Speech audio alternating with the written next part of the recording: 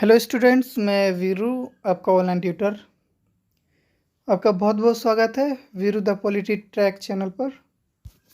दोस्तों, आज हम एक बेहतरीन टॉपिक के साथ आए हैं। आज जो हमारा टॉपिक है वो है पृथक निर्वाचन व्यवस्था क्या होता है और आरक्षित निर्वाचन व्यवस्था क्या होता है। ये दोनों ही जो निर्वाचन व्यवस्थाएं हैं ये समझ में नहीं आता है जल्दी बच्चों को। तो दोस्तों, ये 11वीं क्लास का एक छोटा सा टॉपिक है और इसके बारे में आज मैं बताने जा रहा हूँ। इजी है, इजीली समझ में भी आ जाएगा।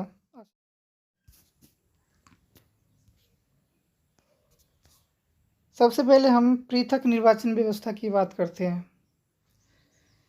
तो पृथक निर्वाचन व्यवस्था क्या होता है?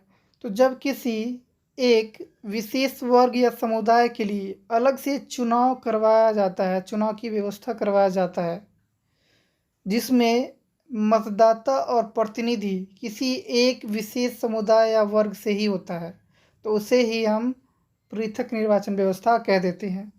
आप देख सकते हैं, मान लिया कि अगर सिख समुदाय के लिए अगल अलग से चुनाव करवाना है, तो अलग से चुनाव करवाना है तो उसमें मतदाता भी सिख होंगे और प्रतिनिधि जो चुनाव में खड़े हैं वो भी कौन होंगे? सिख ही होंगे।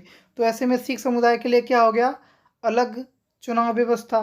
अलग यानी पृथक, चुनाव यानी निर्वाचन, व्यवस्था यानी कि व्यवस्था प्रणाली। ठीक है, तो पृथक निर्वाचन व्यवस्था का मतलब ही होता है कि अलग चुनाव व्यवस्था।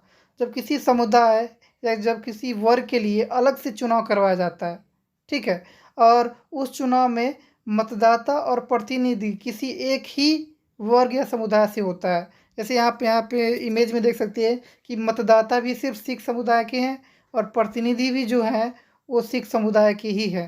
तो ऐसे में इस वर्ग के लिए अलग से चुनाव व्यवस्था किया गया है, यानी कि इसी को हमने कह दी है पृथक निर्वाचन व्यवस्था।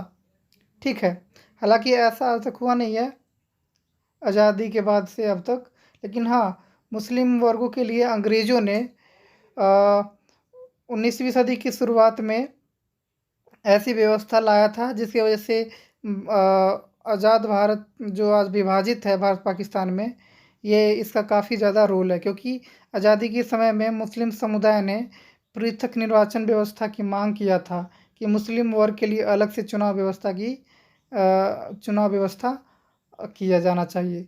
लेकिन भारतीय सरकार ने ऐसा करने से मना कर दिया था, इसीलिए उनको अलग होना पड़ा। ये भी कहीं न कहीं भारत और पाकिस्तान के विभाजन में एक बहुत बड़ी भूमिका निभाया था पृथक निर्वाचन व्यवस्था। तो आई होप ये समझ में आ गया होगा कि जब किसी विशेष वर्ग या समुदाय के लिए अलग से चुनाव करवाया जाता है, जिसमें मतदाता और प्रतिनिधि किसी एक ही विशेष समुदाय या वर्ग से होता है। आप इस इमेज में देख सकते हैं। आरक्षित निर्वाचन व्यवस्था क्या होता है? तो जब किसी एक विशेष वर्ग या समुदाय के लिए एक अलग से सीट आरक्षित कर दिया जाता है और मतदाता हर वर्ग से हो और प्रतिनिधि उसी वर्ग से हो जिस वर्ग के लिए ये सीट आरक्षित है। तो ऐसे में इसी को हम आरक्षित निर्वाचन व्यवस्था कह देते हैं। आरक्षित निर्वाचन व्यवस्था का मतलब ही क्या होता है ये देख लेते हैं। तो आरक्षित निर्वाचन व्यवस्था का मतलब है कि कोई सीट आरक्षित किया गया होगा किसी वर्ग के लिए। ठीक है, जैसे मैंने किसी राज्य में महिलाओं के लिए कुछ सीट आरक्षित कर दिया, तो उन सीटों पर सिर्फ महिला ही चुनाव में खड़ी होगी। ठीक है, लेकिन अगर मतदाता की अगर बात करें तो महिला, पुरुष, बुजुर्ग, किसी भी समुदाय, सभी समुदाय से लोग इस वोट डाल सकता है, यानी मतदाता हर वर्ग से होगा, लेकिन प्रतिनिधि सिर्फ उसी समुदाय से होगा, उसी वर्ग से होगा जिस वर्ग या समुदाय के लिए ये सीट आरक्षित किया गया है। आप इस इमेज में आप समझ सकते हैं, प्रतिनिधि वही उसी वर्ग से होंगे जिस वर्ग के लिए सीट आरक्षित है, और मतदाता तो हर वर्ग समुदाय से हो सकते हैं। तो आई होप ये चीज़ समझ में आ गया होगा। चलिए दोनों में अंतर के बारे देख लेते हैं। बिल्कुल सिंपल है, आसान है। मैंने पृथक निर्वाचन व्यवस्था में क्या बताया था, इसमें ये बताया था कि किसी एक वर्ग या समुदाय के लिए अलग से ही चुनाव करवाया जाता है, जिसमें वही वर्ग होगा जो प्रतिनिधि में चुनाव में खड़ा होता है और उसी वर्ग के ही मतदाता होगा, दूसरे वर्ग से मतदाता नहीं होता है। आप इस इमेज में देख सकते हैं। लेकिन आरक्षित निर्वाचन व्यवस्था में क्या होता है कि किसी एक वर्ग के लिए सीट आरक्षित कर दिया जाता है, तो उस सीट के लिए सिर्फ वही वर्ग या समुदाय चुनाव में खड़ा होगा, ठीक है, प्रतिनिधि के रूप में। लेकिन मतदाता तो हर वर्ग समुदाय से होगा, महिला भी होंगे, पुरुष भी होंगे और हर समुदाय से होंगे।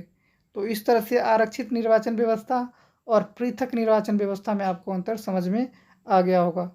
तो दोस्तों, अगर वीडियो आपको थोड़ा सा भी अच्छा लगा होगा तो प्लीज़ यार लाइक शेयर कमेंट और सब्सक्राइब कर दीजिएगा और साथ ही बेल आइकन को दबा लीजिएगा ताकि हमारा न्यू वीडियो का नोटिफिकेशन जल्दी मिल जाए।